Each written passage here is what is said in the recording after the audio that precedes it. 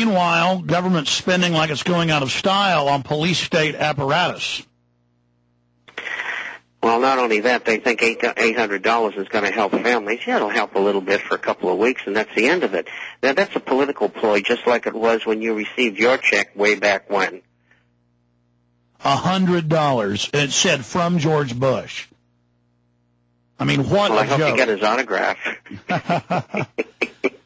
I tell you, Bob, when we come back, I want to go directly to the calls, and then any other subjects and issues you want to talk about. What are some of the other points that we need to make that you haven't gotten to yet?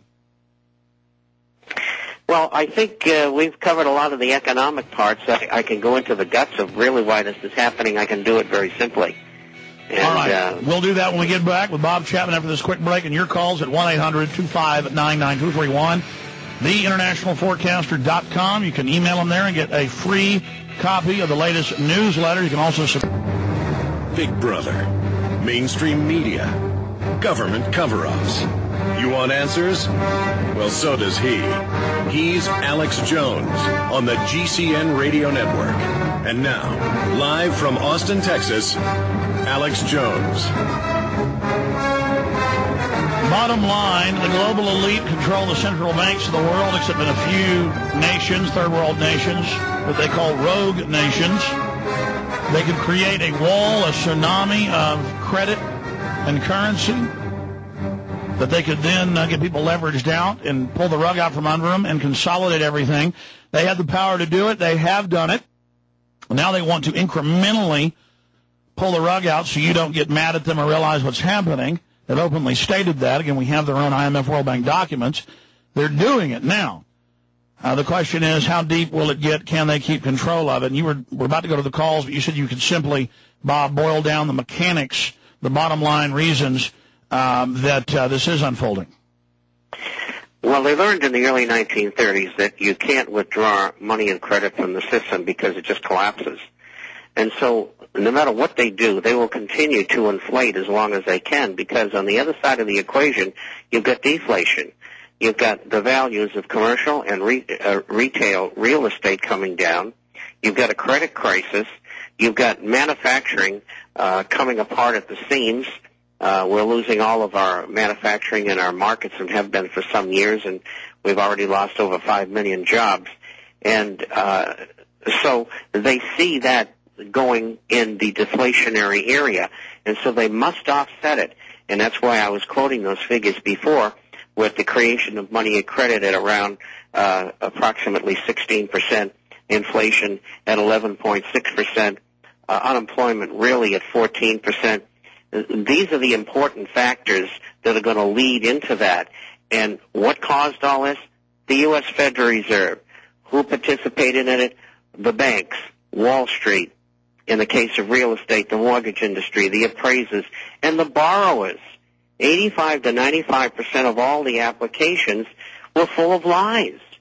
And so there's fraud all the way down the line. And the regulators, in a corrupt society. A corrupt society, you're right. And the regulators allowed that to happen, knowing that that would happen. I mean, I use the analogy of when I was in college and had no money, literally in a cockroach-infested one-room apartment, and I would get credit cards 4 or 5 times a week in the mail. Now that I'm not in big debt and do make a little bit of money, I get a credit card maybe once a month. I mean, because they were issuing credit out of nothing, why not get me on the line?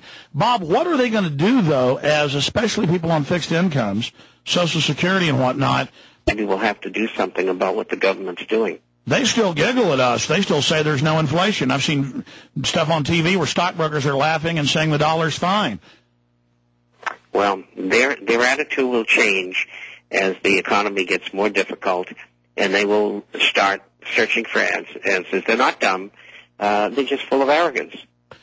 Ron Paul's in the Dallas Morning News. Says Ron Paul blames Federal Reserve for weakening economy. And I mean, here's the perfect guy who has plans that, as you said, you agree with his look. I mean, he's gotten all these awards for his economic theorem. But the country and the corrupt system is going to probably reject him. Well, that's possible. I think one of the best things that can happen is if Mr. Bloomberg runs, and that would split the Democratic side. And if Ron Paul is shunned, by the Republican establishment, then he could go to, if he chose, that's right. a third party, and then he'd have a real shot at getting elected. That's right. You've got to stay behind Ron Paul, folks. We've got a lot of aces in the hole, a lot of things that can happen. Even if he loses, he still injects real issues into the debate. Do you agree, Bob? Absolutely. He's exposing all of the things that you'll never see in the national media. Bob in Delaware, you're on the air with Bob Chapman. Thanks for holding. Hi, Alex. I just wanted to thank you for everything that you do. I don't think people realize the risk that you take every day just doing what you do. I'm pretty sure that you've heard about the Harvard's little tiny microbot fly. It's only about as big as your finger. They're actually going to be putting it in the New York Museum of Modern Art February 24th, and now that they're getting funding from DARPA because they want to use it as a surveillance project.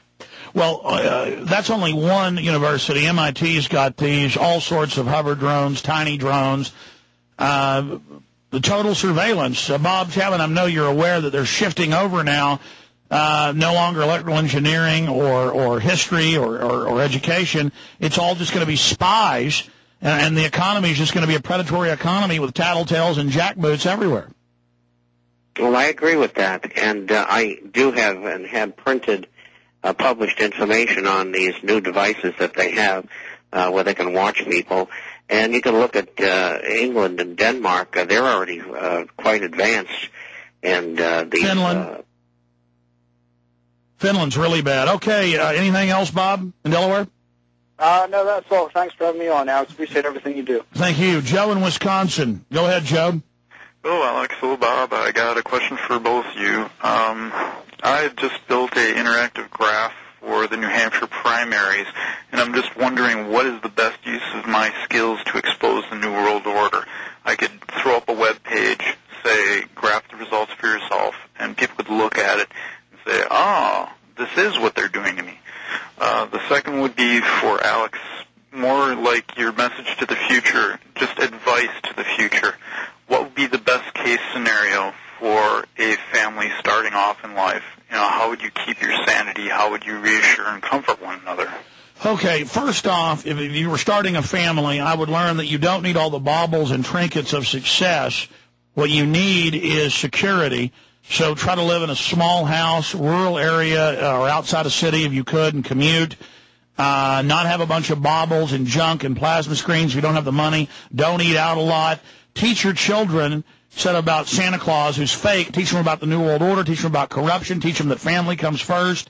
Have friends and family. That's worth more than all the gold in the hills. Having true community and really getting your head screwed on, not fighting with your husband and wife. Realize the world is against you. The last thing you need is the husband and wife fighting. You've been trained societally to do that because a divided house will fall. Bob Chapman, your advice. Well, I think everybody should start off by, yes, have a credit card, but make sure you pay it off every month. It's the most expensive form of debt, and I understand now that the average card is over 20%, and that's something you don't need. And you save your money so that you can buy furniture or buy a house and have a decent down payment of 15 or 20%. That's the way it used to be a very, very short time ago, and that's the best way to start planning. And what about changing lifestyles? I mean, if you've got an MP3 player from 4 years ago, you don't need the newest one that holds 10,000 songs. The one you've got that holds 1,000 is enough. You only can listen to so much music. Okay, let's go ahead and talk to Derek in New York. Derek, you're on the air with Bob Chapman. Hello. Yes. Hi, it's an honor to speak to both of you. First of all, I'd like to touch on the subject of China. And what I've observed recently is that the world elite have been splitting into two groups, specifically one based in the U.S., that is mainly Bush and his cronies, and the other would be based in the Democratic Party. But they are slowly moving everything to China, and I'd like to hear what Bob has to say about that first, and I'd just like to touch on something else in a little bit, if it's possible. Well, I don't think that there's much difference between both parties. The Illuminati runs things from behind the scenes, and they either have compromised our representatives or they have bought them off.